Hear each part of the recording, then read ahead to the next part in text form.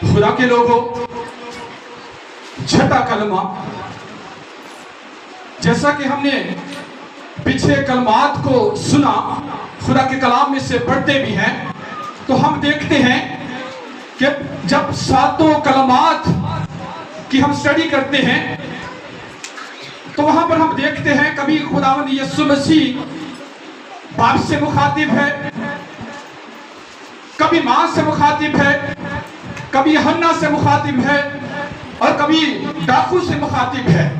لیکن یہ کلمہ جسے فتح مندی کا کلمہ کہتے ہیں، اس میں ہم دیکھتے ہیں کہ بظاہر وہ کسی سے مخاطب نہیں، اس کا تعلق کسی سے بھی نہیں، لیکن پھر بھی یہ سب کے لیے ہے۔ ہاللیلویا!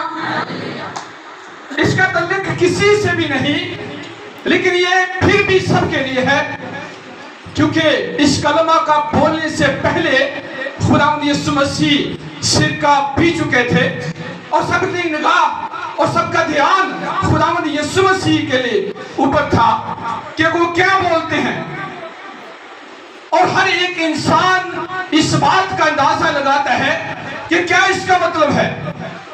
اور جب ہم اس کلمہ کو سنتے ہیں، پڑھتے ہیں، تو ہماری زندگی میں ایک سوال پیدا ہوتا ہے کہ یہ تمام ہوا، یعنی کہ اس کا مطلب کیا ہے، کیا تمام ہوا، کیا پورا ہوا۔ بظاہر یہ دو الفاظ ہیں، لیکن اس میں بہت بڑا بھید ہے۔ جب ہم افسیوں کی کلیسیا کے نام پہلے خط کے اندر اس کی نامی آیت کو جب ہم پڑھتے ہیں تو وہاں لکھا ہے کہ خدا نے اپنی مرضی کے بھید کو ہم پر ظاہر کیا، جو اس نے ابتدا سے ٹھہرا چکا تھا۔ یہ ایک ٹھہرایا ہوا منصوبہ تھا کہ خدا انسان کو نجات دینے کو ہے۔ جب ہم دیکھتے ہیں تو ہم اس بات سے واقف ہیں کہ یہ سارا نظام آدم سے شروع ہوتا ہے۔ لکھا ہے کہ ایک آدمی کے سبب سے گناہ دنیا میں آیا، اور گناہ کے سبب سے موت آئی، اور موت سب آدمیوں میں پھیل گئی۔ پھر ہم دیکھتے ہیں کہ خدا نے کہا میں انسان کو نجات دوں گا۔ یہ خدا کی مرضی کا بھید ہے، جس کو ہم انجیل مقدس کے اندر کھلتے ہوئے دیکھتے ہیں۔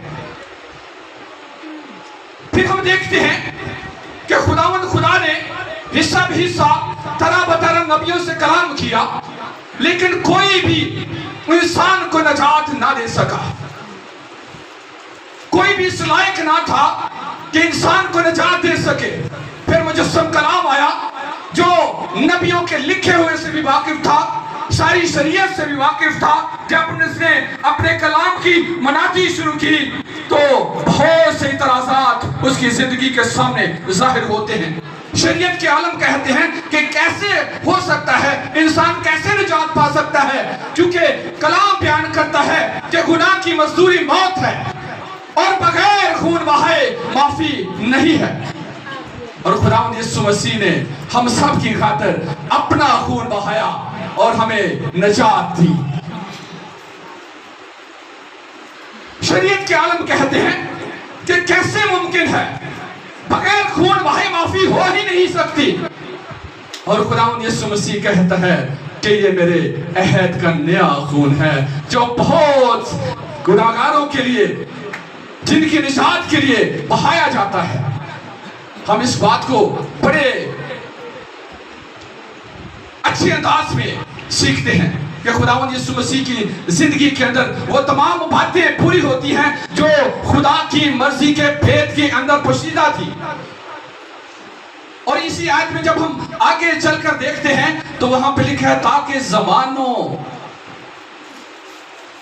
کی تقسیم کا جو سارا کام ہے وہ مسیح یسوع کے اندر مجموعہ ہو جائے، یعنی کہ مسیح یسوع کے زندگی کے اندر پورا ہو جائے۔ اور یہ ایک اور ہم بات خداوند کے کلام میں سے سیکھتے ہیں کہ زمانوں کی تقسیم کا کام جو ہے وہ آدم کی زندگی سے شروع ہوتا ہے۔ آدم کو جب خدا نے بنایا تو باغ عدن کے اندر رکھا تو पहले माजी की अब्दियत हमें नजर आती है, लेकिन जमानों का आगाज जो है वो आदम से शुरू होता है। जैसे कि पहले जमाने को हम देखते हैं, पहले जमाने आदम के बनाने से लेकर बागे आदम से निकलने तक पहले जमाने को जाहिर करता है। दूसरा जमाना ज़मीर का जमाना है, जो बागे आदम से निकलने के बाद नूह के तूफान तक दूसरा जमाना हमें नजर आता है। और तीसरा जमाना नूह के तूफान से लेकर जो दुनियावी और दुनिया की हुकूमतों का जमाना है, वो मूसा के आने तक तीसरा जमाना हम देखते हैं। और चौथा जमाना, ये 7 जमानों के अंदर इंसान की जिंदगी को तकसीम किया गया है। चौथा जमाना शरीयत का जमाना, जो मूसा की वफात तक से लेकर मूसा के शरीयत से लेकर मसीह यीशु के आने तक चौथे जमाने को हम देखते हैं। और पांचवा जमाना, जिसको कलीसिया का जमाना, रूह कुदस का जमाना और रहम और अदल का जमाना कहा गया है, वो पांचवा जमाना है मसीह से लेकर कलीसिया के उठाए जाने तक कायम रहेगा। यानी कि इसका मतलब है कि हम 5वें जमाने के अंदर जिंदगी गुजार रहे हैं, जो कलीसिया के उठाए जाने तक कायम रहेगा। और छठा जमाना, जो एक बड़ी मुसीबत का जमाना होगा, वो अदालत का जमाना, जो मसीह की दूसरी आमद तक कायम रहेगा। और उसके बाद 7वां जमाना अब्दी अदालत का जमाना होगा, और उसके बाद अब्दियत जो है वो मुस्तकिल कायम कर दी जाएगी। ये 7 जमानों के अंदर इंसान की जिंदगी को तकसीम किया गया है, और यही खुदा की मर्जी का भेद है। ये एक दुरानिया है। पहले जमाने से लेकर 7वें जमाने तक इंसान की जिंदगी को तकसीम किया गया है। उससे पहले माजी की अब्दियत और उसके बाद मुस्तकिल अब्दियत का जिक्र हमें मिलता है, जो लामहदूद और इंसान की समझ से बाहर है। तो जरूरी ये बात है कि जैसा हमने कलाम को सीखा है, खुदावंद यीशु मसीह ने कहा कि तमाम हुआ, यानी कि इससे जाहिर होता है कि शरीयत का जमाना खत्म हुआ और ये रहम और कलीसिया के जमाने का आगाज का ऐलान किया जाता है। हालेलुया। जो मौजूदा दौर है, ये कलीसिया का, रूह कुदस का, रहम का जमाना है, जिसका ऐलान खुदावंद यीशु मसीह ने इस बात से किया कि शरीयत का जमाना खत्म हुआ, अब रहम का जमाना शुरू हो गया, अब रूह कुदस का जमाना शुरू हो गया, अब कलीसिया का जमाना शुरू हुआ। हालेलुया।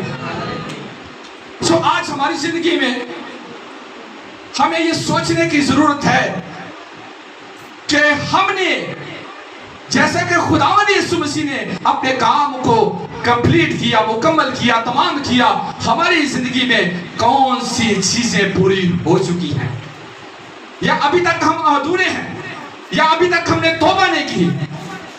आज हमें इस बात की जरूरत है कि आज हम कहें मेरी जिंदगी से गुनाह का जो सफा है उसका बाब का तमाम हो चुका, वो पूरा हो चुका, अब मैं मसीह में नई जिंदगी गुजारूंगा। आज हमें ऐलान करने की जरूरत है कि आज मैं मौत से निकलकर जिंदगी में शामिल होने को जा रहा हूं। पिछली जिंदगी तमाम हुई,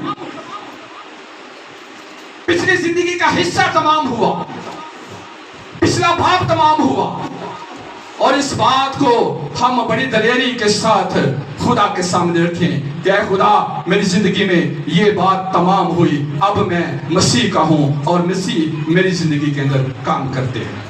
आमीन। खुदावंद इस कलाम के वसीला से आपको बरकत दे।